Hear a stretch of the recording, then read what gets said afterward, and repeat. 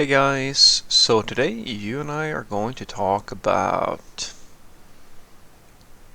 missing the mark. So let's get into it.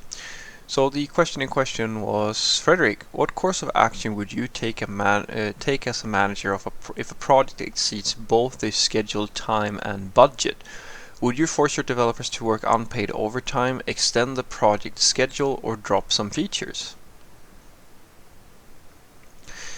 It depends on the contract. I don't think I've ever had a situation where I could, if I wanted to, force the developers to work overtime, and especially unpaid. I'm not sure if you can formulate a contract that way, and if you can, that would be, well, very weird for the developer, because every decent developer knows that it's basically impossible to say how much time something's going to take. It might happen at the management path or something like that, or where you have a specific project or like a consultancy or something like that. But it's usually not an option to just force the developers to work overtime. It's similar to, if you're gonna hire a construction firm, a bunch of people are going to work on your building, and can if the building isn't done within the time limit, can you force them to just basically work slave labor until it's done? No, as far as I have very little understanding of this area, but I've never really thought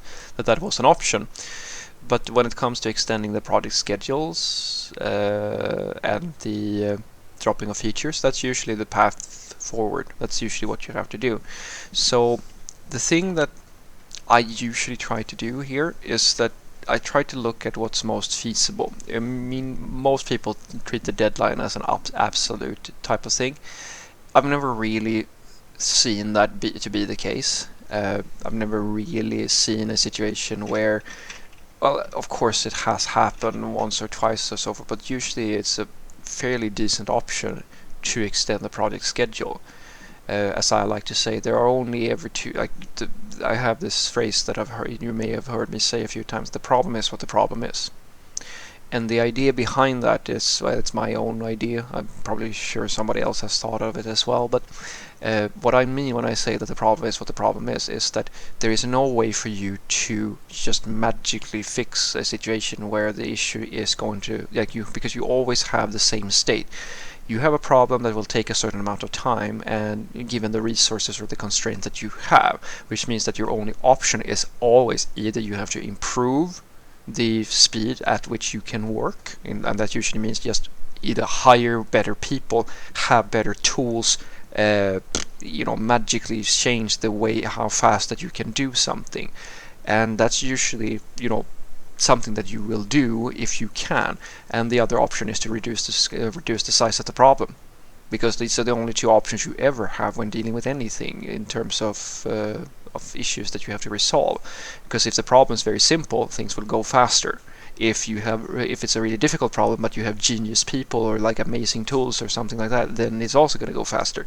But as I've said to many of my coworkers, or sometimes come and talk to me about that things are taking too long, or they feel like someone is underperforming, or etc., etc. And I always tell them the same thing. All right, yeah, maybe say this John or Jane isn't producing code as quickly as we want to. How do you want me to solve it? Because the only options I have is either to give them easier tasks so that their problem is easier to deal with, or we have to fire them and get somebody who's better. And during that time, you usually don't have anybody. So that is the conversation you always have. And it doesn't matter which project it is. It's always true that these are your two options. It's the same thing I say with people when you have some tough luck in your life. You only ever have two options. Either you sit and wait for the situation to change, or you have to get up and start moving in a direction and see what comes after, what happens later if you start doing things. And so the way that I would handle this is very simple. I would have to be in tune with what the stakes are, what features are critical, because usually dropping some features is fine. Taking shortcuts is also fine for most people when it comes down to either they don't get their software, or we have to descope some stuff that might not be as critical as everything else. And that usually solves the problem.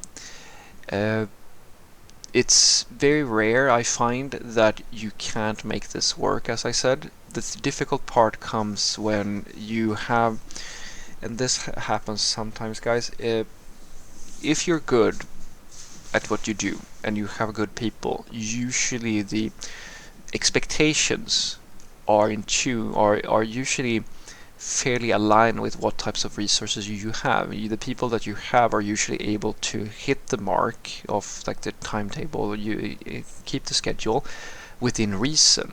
The usual times when you have a major issue is when you, as the person who's hiring people, or you as whoever is in charge, like the product manager, in my case that's going to be me, if I don't really know what's feasible to achieve and things take a lot longer and you don't get really any value, then you really can't do anything else than apologize that there's such a mismatch, or as I said, trade, like switch out people and so forth. And you probably heard about many people going through this, like projects where like a building just gets half finished because the money ran out too quickly, or things like that, or the firm that was responsible quit, or etc etc.